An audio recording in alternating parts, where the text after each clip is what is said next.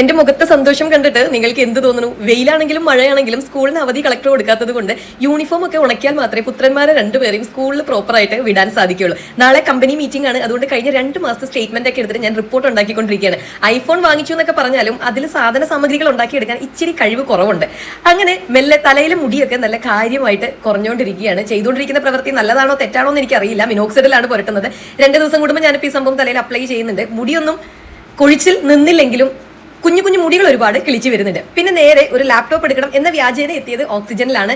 Vivo phone കണ്ടപ്പോൾ ഞാനൊന്ന് നോക്കി, മുൻപ് ഉപയോഗിച്ചിരുന്നതാണല്ലോ. അങ്ങനെ എന്താണെങ്കിലും ഓണം ഒക്കെ അല്ലേ, കുറേ ദിവസമായി ഞാൻ പപ്പയ്ക്ക് ഒരു മൊബൈൽ ഫോൺ വാങ്ങിച്ചു കൊടുക്കണം, പുതിയത് വാങ്ങിച്ചു കൊടുക്കണം എന്ന് വിചാരിക്കണം. 4 കൊല്ലം മുൻപ് ഞാൻ വാങ്ങിച്ച ഫോണാണ് ഇപ്പോഴും പുത്തൻ പോലെ ഉപയോഗിക്കുന്നത്. പക്ഷേ അതിൽ ഗൂഗിൾ പേ കുത്തി കഴിഞ്ഞാൽ ഫേസ്ബുക്ക് കുത്തി കഴിഞ്ഞാൽ യൂട്യൂബും ആയിരിക്കും വരുന്നത്. അപ്പോൾ അതിലൊരു സങ്കടം കണ്ടിട്ടാണ് ഞാനൊരു ഫോൺ വാങ്ങിക്കാൻ തീരുമാനിച്ചത്. ഫോണിന്റെ കൂടെ ഇത്രയും സാധനങ്ങളും കൂടെ ഉണ്ട് ചേച്ചി. അതായത് ഇത് മൊത്തമായിട്ട് നമുക്ക് കിട്ടില്ല, ഇതിൽ ഏതെങ്കിലും ഒരെണ്ണം എടുക്കാം. പിന്നെ MRP കൂടുതലുള്ളതും ഉപയോഗം കൂടുതലുള്ളതും എനിക്ക് ഹെഡ്സെറ്റിനായതുകൊണ്ട് അതിൽ നിന്ന് ഞാനൊരു ഹെഡ്സെറ്റ് എടുത്തു.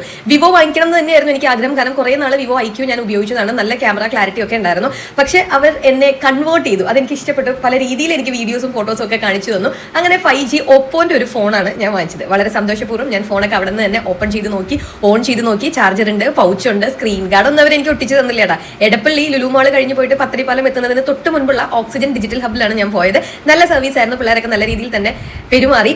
എന്തായാലും ലാപ്ടോപ്പ് വാങ്ങിച്ചില്ലെങ്കിലും ഒരു 10-18,000 രൂപയൊക്കെ വില വരുന്ന ഈ ഒരു മൊബൈൽ ഞാൻ വാങ്ങിച്ചിട്ടുണ്ട്. ഇത് വീട്ടിൽ കൊണ്ടു കൊടുക്കുമ്പോൾ സർപ്രൈസ് ആണല്ലോ. എന്തായാലും നല്ല സന്തോഷമായിരിക്കും എന്ന് തന്നെ ഞാൻ വിചാരിക്കുന്നു. അപ്പോൾ അത്രേ ഉള്ളൂ.